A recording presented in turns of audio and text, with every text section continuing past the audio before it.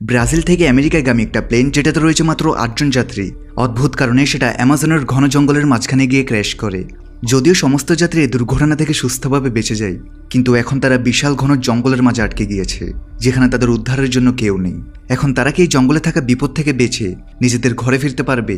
এই সব কিছুই দেখবো আজকের এই অসাধারণ মিস্ট্রি অ্যাডভেঞ্চার সিরিজে। তো চলো শুরু করা যাক। শুরুটা হয় একটা ছোট যাত্রীবাহী প্লেন থেকে, যেটা আমেরিকা যাচ্ছে। তখন এক যাত্রী অবাক হয়ে জানতে চাই কেন তাদের ফ্লাইটের রুট পরিবর্তন করা হয়েছে। এখানে ফ্লাইট অ্যাটেন্ডেন্ট তাকে ব্যাখ্যা করে তাদের আসল রুটের আবহাওয়া খুব খারাপ, তাই পাইলট নিজে সিদ্ধান্ত নিয়ে রুট পরিবর্তন করেছে এবং এখন তারা অ্যামাজনের উপর দিয়ে উড়ে যাবে। যেহেতু এই ফ্লাইটে কেবল 8 জন যাত্রী আছে, তাই তারা রুট পরিবর্তন নিয়ে খুব একটা ভাবেনি। কিন্তু একটু এগোতেই পুরো প্লেন আচমকা কাঁপতে শুরু করে।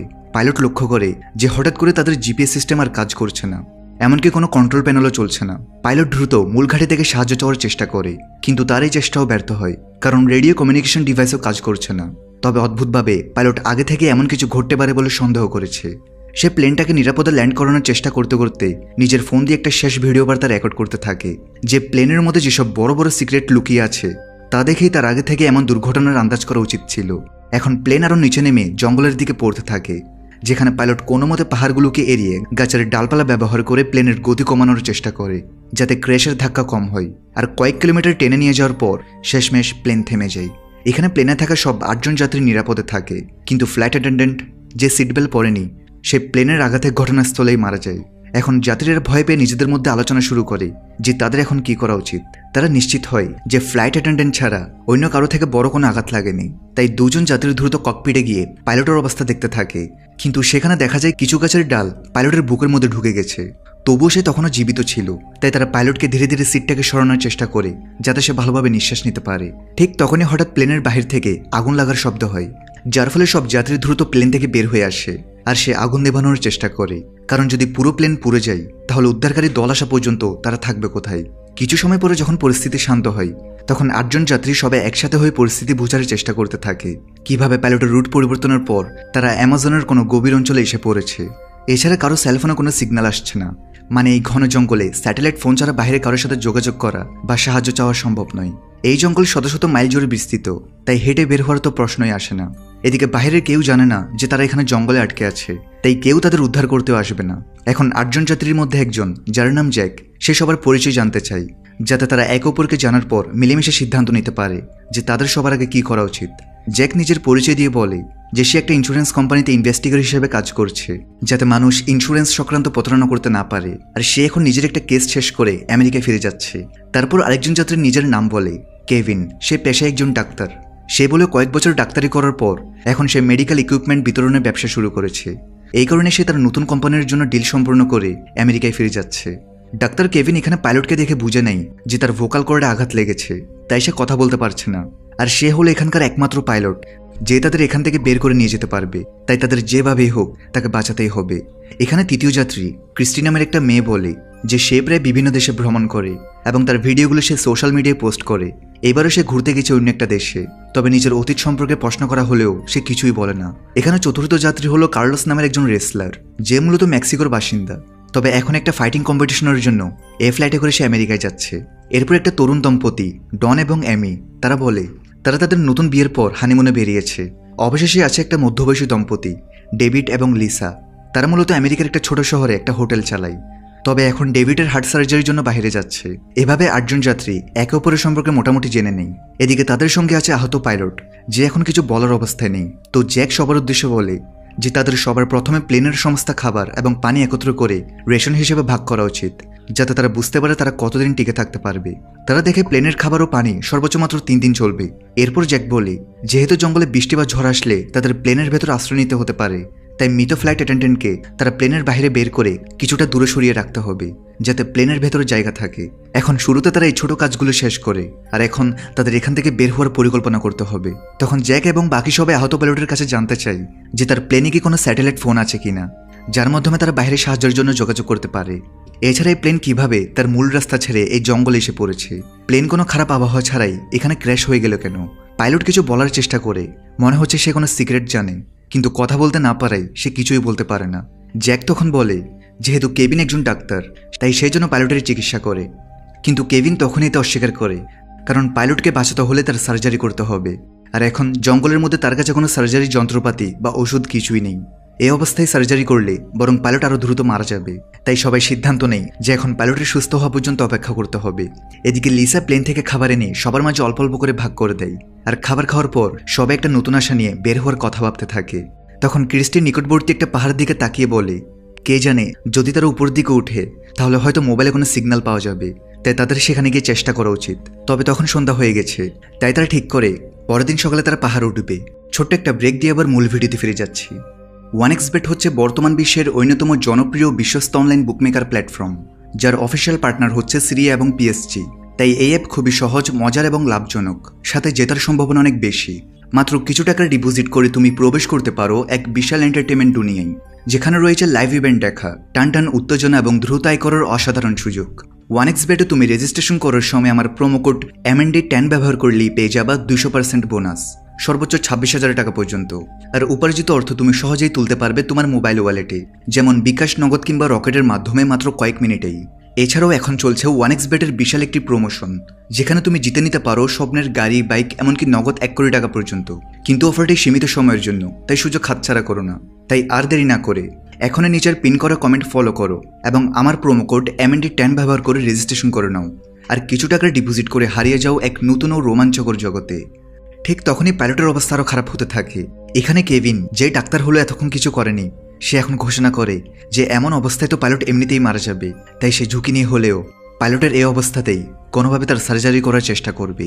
সে বাঁচবে কি বাঁচবে না সেটা তার ভাগ্যের উপর নির্ভর করবে।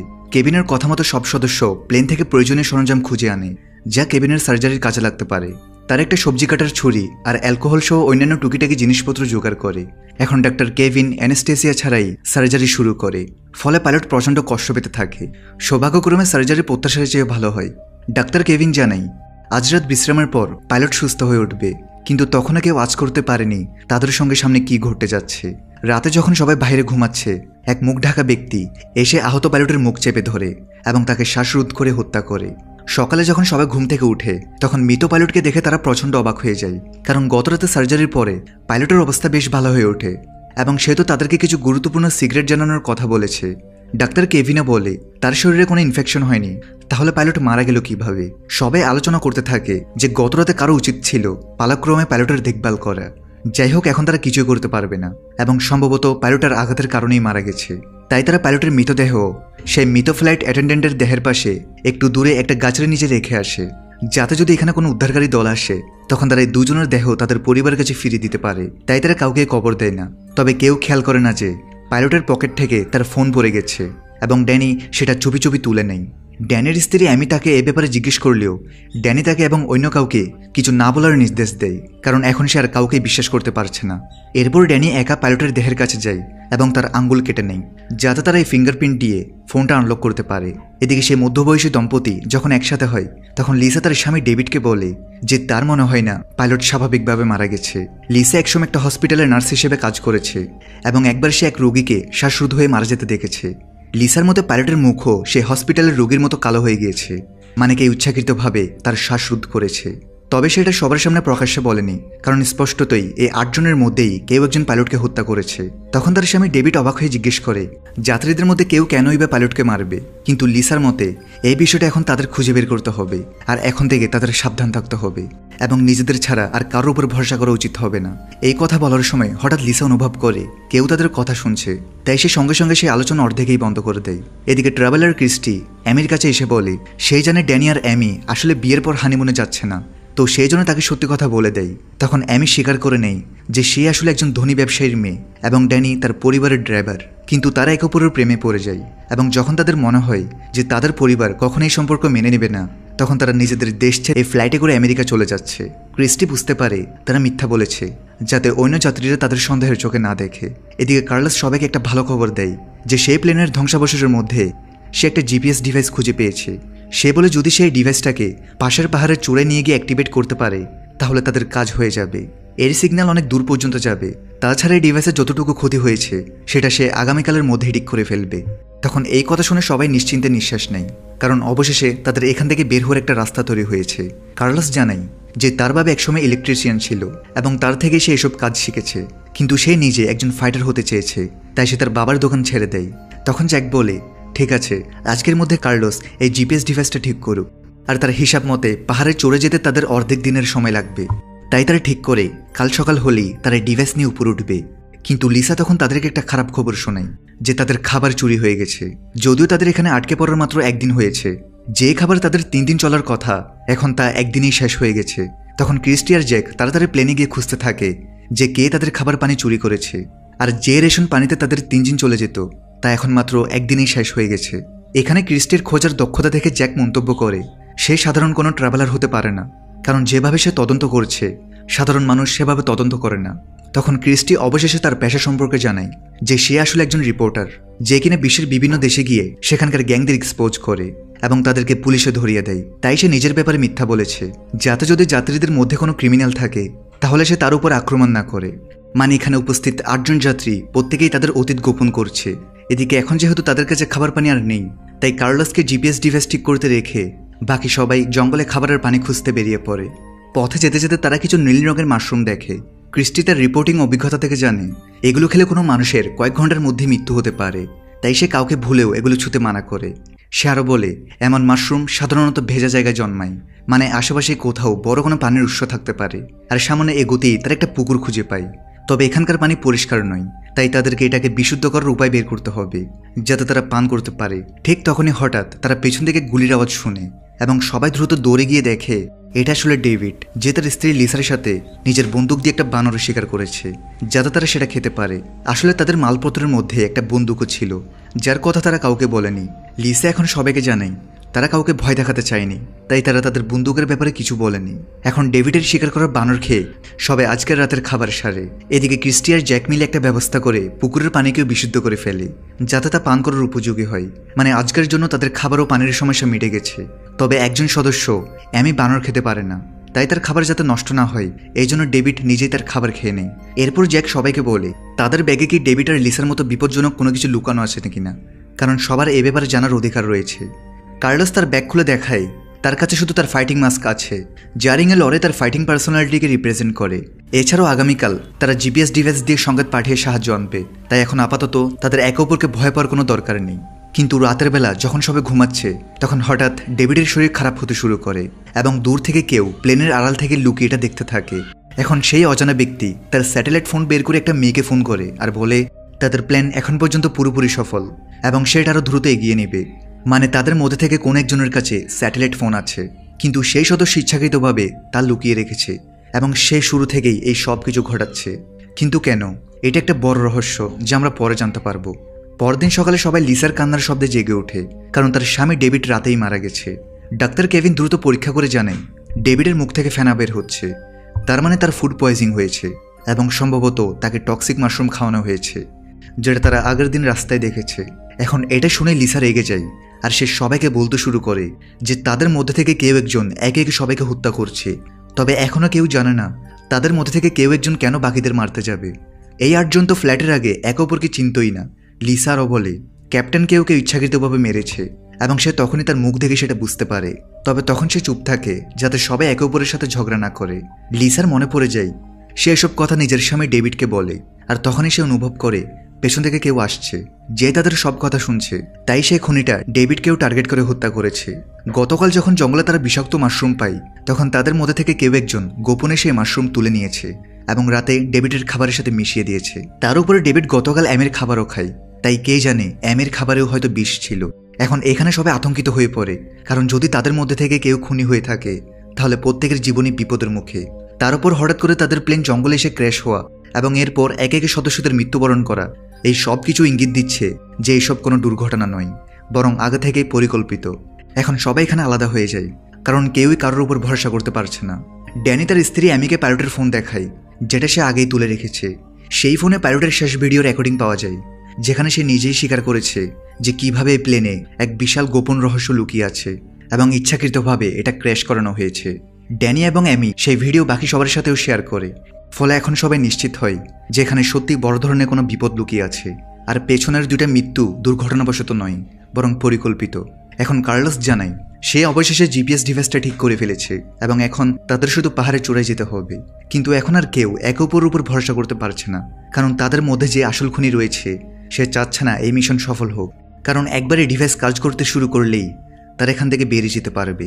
তারা আলোচনা করতে শুরু করে যে কোন কোন সদস্য পাহাড়ের উপরে যাবে আর কারা নিচে থেকে ক্যাম্পের সুরক্ষায় থাকবে, কারণ সবাই একসাথে উপরে উঠতে পারবে না। তখন জ্যাক বলল ঠিক আছে, সে নিজে থেকে এখানে ক্যাম্প পাহারা দেবে, আর কার্লোসের সাথে ডাক্তার কেভিন এবং ক্রিস্টি এই দুইজন পাহাড়ে উঠবে এবং জিপিএস ডিভাইস ইনস্টল করবে। তিনজনই এখন ডিভাইস নিয়ে উপরে উঠতে শুরু করে। তারা জানতো যদি তাদের মধ্যে কেউ খুনি হয় তাহলে বাকি দুজন মিলে তাকে সামলাবে। এদিকে ওঠার সময় কার্লোস চুইংগাম খেতে থাকে, আর ক্রিস্টি তার গামের মোরগটি দেখে বুঝতে পারে এটা তো সেই খাবার থেকে এসেছে যা আগে চুরি হয়েছে, মানে কার্লোসই তাদের খাবার চুরি করেছে। তাহলে হতে পারে সেই আসল খুনি, যদিও সে এখনই কারো কাছে কিছু প্রকাশ করে না আর নিজেই কার্লোসের উপর নজর রাখতে থাকে যাতে সে কোনো সমস্যা না করে। তার উপর জিপিএস ডিভাইসটা কার্লোসের কাছেই ছিল, যদি কার্লোস ডিভাইসটা নষ্ট করে ফেলে সেই ভয়ে সে ডিভাইসটা তার কাছ থেকে নিয়ে নেয়। এরপর তিনজন মিলে পাহাড়ে চড়তে থাকে, আর অর্ধেক দিন পর তারা শেষ পর্যন্ত চূড়ায় পৌঁছে যায়। কিন্তু যখন তারা পাহাড়ে চড়ে যাচ্ছে তখন হঠাৎ ক্রিস্টির পা পিছলে যায় এবং সে পাহাড়ের কিনারে ঝুলে পড়ে। তার উপর ডিভাইসটাও ঠিক কিনারার কাছাকাছি পড়েছে। তাদের তিনজনেরই জানা আছে যদি এই ডিভাইস নিচে পড়ে যায় তাহলে তাদের এখান থেকে বের হওয়ার একমাত্র পথ বন্ধ হয়ে যাবে। তাই নিজের জীবন বাজি রেখে ক্রিস্টি প্রথমে ডিভাইসটা ধরে নেয়। অন্যদিকে কার্লোস আর ডাক্তার কেভিন নিজেদের জীবনের ঝুঁকি নিয়ে ক্রিস্টি আর ডিভাইস দুজনকে টেনে উপরে তুলে নেয়। আর এই ঘটনার পর তিনজনের মধ্যে পারস্পরিক বিশ্বাস তৈরি হয়ে যায়, কারণ যদি তাদের মধ্যে কেউ খুনি হতো তাহলে সে সহজে বাকিদের নিচে ফেলে হত্যা করতে পারত, কিন্তু বরং তারা একে অপরকে বাঁচায়। এখন কার্লোস শেষমেশ জিপিএস ডিভাইস সেট আপ করতে শুরু করে। সেখানে ডাক্তার কেভিন তার মোবাইল ফোনও চেক করে, কিন্তু তাতে এখনো কোনো সিগন্যাল আসেনি। মানে এখন তাদের শুধুমাত্র জিপিএস সিগন্যালের উপরই আশা রাখতে হবে। কিছুক্ষণ পর কার্লোস বাকি দুজনকে জানায় যে সে অবশেষে জিপিএস ডিভাইস চালু করেছে এবং কয়েক ঘন্টার মধ্যেই উদ্ধারকারী সিগন্যাল চারপাশে ছড়িয়ে পড়বে আর কেউ না কেউ এসে তাদের উদ্ধার করবে। এখন সূর্য ডুবে যাচ্ছে, তাই তিনজন নিজে তাদের ক্যাম্পে ফিরে আসতে শুরু করে।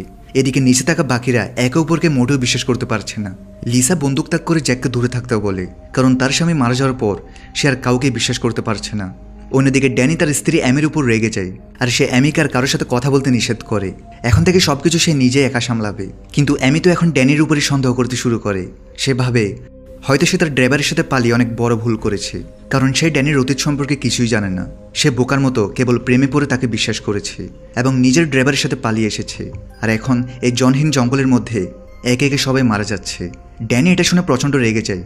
সে চিৎকার করে বলে, যদি আমি না থাকতাম তুমি তো এতক্ষণে মরেই যেতে। অ্যামি ড্যানির এই রূপ দেখে ভয় পেয়ে যায়, কারণ সে আজ পর্যন্ত কখনো ড্যানির এমন রূপ দেখেনি। এখন সে ড্যানির সাথে পালিয়ে আসার সিদ্ধান্ত নিয়ে অনুশোচনা করতে থাকে। এখানে চারজন লোক পরস্পরকে সন্দেহের দৃষ্টিতে দেখতে থাকে। কিছুক্ষণ পর উপর থেকে বাকি তিনজনও নিচে ফিরে আসে এবং জানাই যে তারা জিপিএস ডিভাইসটা ঠিক মতো ইনস্টল করে ফেলেছে এবং যদি ভাগ্য ভালো হয় তাহলে কালকের মধ্যেই কেউ না কেউ তাদের উদ্ধার করতে আসবে। এখন বেঁচে থাকা সাতজন অদ্ভুতভাবে একসাথে রাতের খাবার খেতে খেতে ভাবছে যে কিভাবে তাদের শুধু আগামীকাল পর্যন্তই টিকে থাকতে হবে। রাত নেমে এলে বাকিরা সবাই ঘুমিয়ে পড়ে, কিন্তু কার্লোস নিজের ফাইটিং প্র্যাকটিস শুরু করে দেয়, কারণ সে তার প্রতিযোগিতার জন্য প্রস্তুতি শেষ করতে চাইছে। কার্লোস যে নিজের স্বপ্ন পূরণের জন্য তার পরিবারকে ছেড়ে এসেছে, এমন ভয়াবহ পরিস্থিতিতেও সে কেবল তার প্র্যাকটিসেই মনোযোগ রাখছে। এই কারণে শুরুতে সে খাবার চুরি করেছে যাতে তার ডায়েটে কোনো ঘাটতি না পড়ে। কিন্তু যখন কার্লোস তার প্র্যাকটিস শেষ করে তখন সে দেখতে পায় সামনে কালো কাপড় পরে কেউ দাঁড়িয়ে আছে, আর সে তার নিজের রিংয়ের মাস্কও পরে আছে। এরপর সেই ব্যক্তি কার্লোসকে ছুরি দিয়ে আঘাত করে তাকে হত্যা করে দেয়। ভোর হবার পর কেউ আর কার্লোসকে খুঁজে পায় না। তখন জ্যাক বলে তারা আলাদা আলাদা হয়ে কার্লোসকে খুঁজবে। তবে ডাক্তার কেভিন মনে করিয়ে দেয় গতকাল তারা জিপিএস ডিভাইস ইনস্টল করেছে, তাহলে এতক্ষণ তো উদ্ধারকারী দল চলে আসার কথা। কিন্তু কেউ জানতো না যে গতকাল তারা যে ডিভাইস ইনস্টল করেছে সেটা তাদেরই কোনো এক সদস্য ডিভাইসটার তার কেটে ফেলেছে, তাই এখন কোনো সিগন্যালই যাচ্ছে না। এই বিষয়টা না জেনে নিচে থাকা সবাই কার্লোসকে আশেপাশে খুঁজতে থাকে, কিন্তু তারা তাকে কোথাও খুঁজে পায় না। তখন কেভিন বলে তাদের উচিত আবার ডিভাইসটা চেক করে আসা। ক্রিস্টি তার সাথে যেতে রাজি হয়, কারণ এখন কাউকে একা পাঠানোর রিস্ক তারা নিতে পারবে না। কিন্তু যখন তারা পাহাড় উঠতে থাকে তখন তারা দূরে অনেকগুলো পাখি জড়ো হয়ে থাকতে দেখে, আর এটা দেখে দুজনে বুঝতে পারে যে সেখানে কিছু তো ঘটেছে। তাই পাহাড়ের চূড়ার দিকে না গিয়ে তারা ওই দিকেই হাঁটতে শুরু করে। সেখানে কার্লোসের মৃতদেহ পড়ে আছে, যাকে গতরাতে কোনো অজানা এক সদস্য মেরে এখানে ফেলে দিয়েছে। এরপর তারা দুজন নিজেদের ক্যাম্পে ফিরে বাকি সবাইকে জানায় যে তারা আরও এক সদস্যকে হারিয়েছে।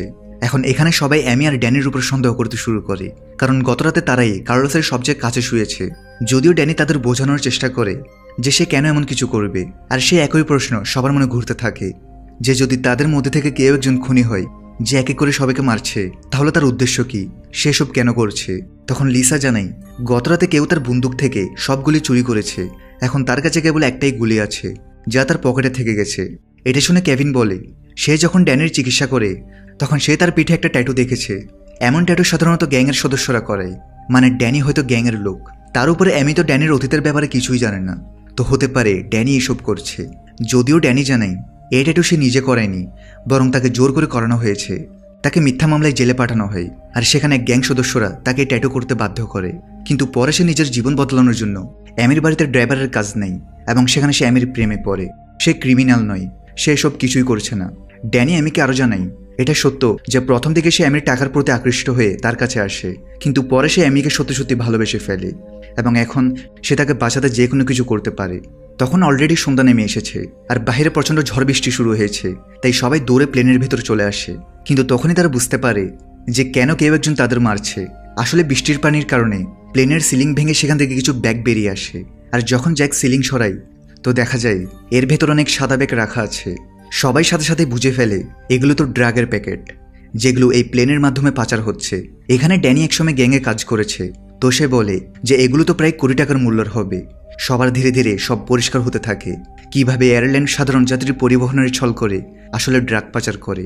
তাই তাদের টিকিট অন্যান্য ফ্লাইটের থেকে অনেক সস্তায় বিক্রি হয়, আর সম্ভবত এয়ারলাইনের গোপন তথ্য কোনোভাবে ফাঁস হয়ে গেছে, আর তাই তারা প্লেনটাকে ইচ্ছাকৃতভাবে এই জঙ্গলে ক্র্যাশ করিয়েছে। আর তাদের মধ্যে যে সদস্য অন্যদের মারছে সে নিশ্চিত এই মাল নিজের দখলে নেওয়ার জন্যই করেছে। কিন্তু এরপরও কিছু ব্যাপার তারা এখনো বুঝতে পারছে না যে সেই সদস্যের বাকি সবাইকে মেরে ফেলার কী প্রয়োজন ছিল। এখানে সবাই এসব ভাবছে, এমন সময় দেখা যায় অ্যামি ভয় পেয়ে প্লেন থেকে দৌড়ে পালিয়েছে। যেসব জিনিস যার সে এখন তাদের প্রাণে মেরে ফেলবে। তখন ড্যানি অ্যামির পেছন পেছন যায় তাকে খুঁজতে। এরপর কেভিনের বোঝানোর পর যে তাদের কাউকেই বাইরে যেতে দেওয়া উচিত নয়, তারপর কেভিনের কথাই লিসাও তাকে খুঁজতে বের হয়। এখানে বাইরে আজ মুষলধারে বৃষ্টি পড়ছে আর ঝড়ো বাতাসের শব্দে আশেপাশের কিছুই শোনা যাচ্ছে না। আর লিসা যখন তার বন্দুক নিয়ে অ্যামিকে খোঁজার চেষ্টা করে তখন পেছন থেকে সেই খুনি এসে তাকে ছুরি দিয়ে আক্রমণ করে। এখানে লিসা মারার আগে খুনিটির মুখ সরানোর চেষ্টা করে যাতে তার চেহারা সে দেখতে পারে, কিন্তু তার আগেই সে মারা যায়। সকাল হবার পর লিসার লাশ দেখে সবাই রেগে যায়। তাদের হাজার চেষ্টার পরও সে খুনি বারবার কাউকে না কাউকে মেরে ফেলছে। সবাই একে অপরকে সন্দেহ করতে শুরু করে, কিন্তু কারো ঠিক বোঝার উপায় নেই যে তাদের 5 জনের মধ্যে আসল খুনিকে। ঠিক তখনই ক্রিস্টি জ্যাকের দিকে বন্দুক তাক করে, আর সে জানায় কিছুক্ষণ আগে সে জ্যাকের জিনিসপত্র থেকে লিসার বন্দুকের সব গুলি উদ্ধার করেছে, যা লিসার বন্দুক থেকে চুরি হয়। তার মানে জ্যাকই আসল খুনি হবে। ক্রিস্টির কাছে তার আরও একটা প্রমাণ আছে।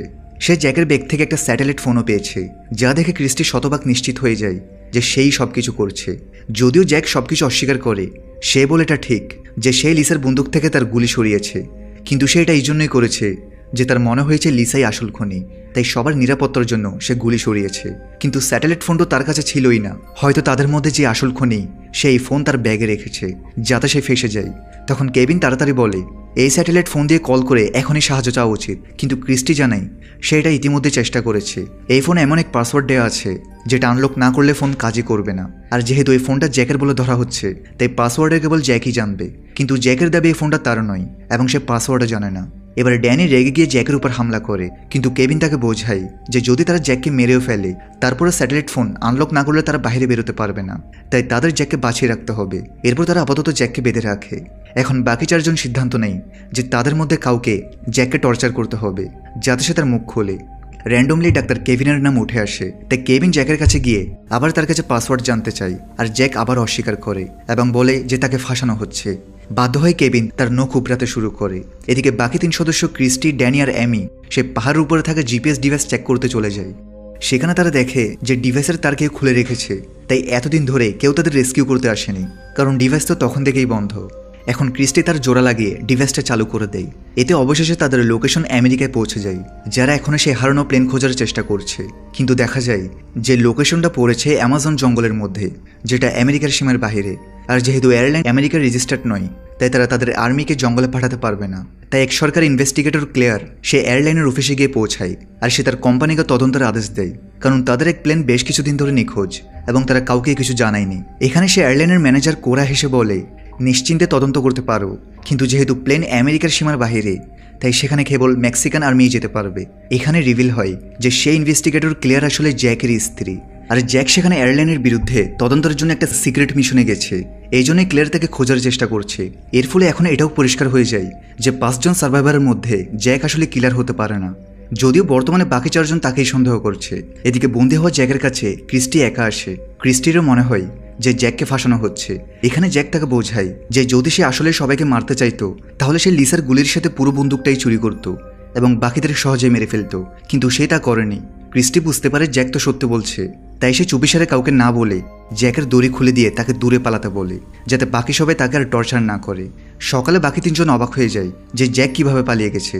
এখানে ক্রিস্টি অভিনয় করে যে সে কিছুই জানে না। তখন ড্যানি আর অ্যামি রেগে যায়, কারণ যদি জ্যাক সত্যি কিলার হয় তাহলে সে মুক্ত হয়ে যাওয়ায় সবার জীবন এখন রিস্কে চলে গেছে। কেভিন তো গতকাল জ্যাককে অনেক টর্চার করেছে, সে তো এর প্রতিশোধ নিতে আসবেই। এটা ভেবে ডাক্তার কেভিন ভয় পেয়ে যায়। তখন ড্যানি অ্যামিকে নিয়ে ক্রিস্টি আর ডাক্তার কেভিন থেকে আলাদা হয়ে অন্যদিকে চলে যায়, কারণ সে আর কাউকে বিশ্বাস করতে পারছে না। কিন্তু ক্রিস্টি তাকে আবার বোঝায় যে যদি সবাই আলাদা হয়ে যায় তাহলে তাদের মধ্যে যে আসল কিলার তার কাজ আরও সহজ হয়ে যাবে। যদিও ড্যানি মনে করিয়ে দেয় যে তারা দুদিন একসাথেই থেকেছে, তবুও তাদের অনেক সঙ্গী মারা গেছে, তাই এখন আলাদা হওয়াই ভালো। অন্যদিকে জ্যাকও ক্যাম্প থেকে দূরে গিয়ে নিজে থাকার জন্য একটা আশ্রয়ের খোঁজে বেরিয়ে পড়ে। বাকি 4 সদস্যদের কাছে তো সে যেতে পারবে না, কারণ একমাত্র ক্রিস্টি ছাড়া বাকি 3 জন তাকে কিলার ভাবছে। এদিকে ড্যানি তখন অ্যামিকে আশ্বস্ত করে যে সে তার কিছু হতে দেবে না। তারা অলরেডি জিপিএস ডিভাইস চালু করেছে, রেস্কিউ টিম চলে আসবে, এবং সত্যি সেটাই হয়। মেক্সিকান আর্মির কাছে অর্ডার পৌঁছে যায় যে তারা এখন সেই ডিভাইসের লোকেশনে গিয়ে সেখানে থাকা সার্ভাইভারদের উদ্ধার করবে। এখন আর্মি ক্যাম্পের কিছু সেনা সদস্যদের একটা টিম একটা হেলিকপ্টার করে অ্যামাজনের জঙ্গলের দিকে রওনা দেয়। এদিকে ড্যানি আর অ্যামি একসাথে বসে আছে, আর বাকি 3 জন মেম্বার আলাদা আলাদা ডিরেকশনে এগিয়ে যাচ্ছে। হঠাৎ তারা একসাথে কয়েকটা গুলির শব্দ শুনতে পায়। এখানে তারা দৌড়ে একসাথে ক্যাম্পে ফিরে এটা দেখে অবাক হয়ে যায় যে ড্যানি আর অ্যামি দুজনকে কেউ পেছন থেকে গুলি করেছে, আর তারাও মারা গেছে। এখন এখানে ক্রিস্টি, জ্যাক আর কেভিন বেঁচে থাকা শেষ 3 জন সার্ভাইভার একে অপরের দিকে সন্দেহের দৃষ্টিতে তাকাচ্ছে। তাদের 3 জনের মধ্যেই একজন আসল কিলার, যে এতদিন ধরে সবাইকে মেরেছে। এদিকে আর্মিও সিগন্যাল পেয়ে এখন এই লোকেশনের দিকে এগিয়ে চলেছে। আর এখানেই 4 নং এপিসোড শেষ হয়। বাকি এপিসোড নিয়ে দেখা হবে পার্ট 2 ভিডিওতে, যেখানে রয়েছে অনেক বড় বড় টুইস্ট। সো পার্ট 2 আসলে পেয়ে যাবে এই ভিডিওর কমেন্টে। দেখা হবে পার্ট 2 ভিডিওতে। সবাই ভালো থেকো, সুস্থ থেকো।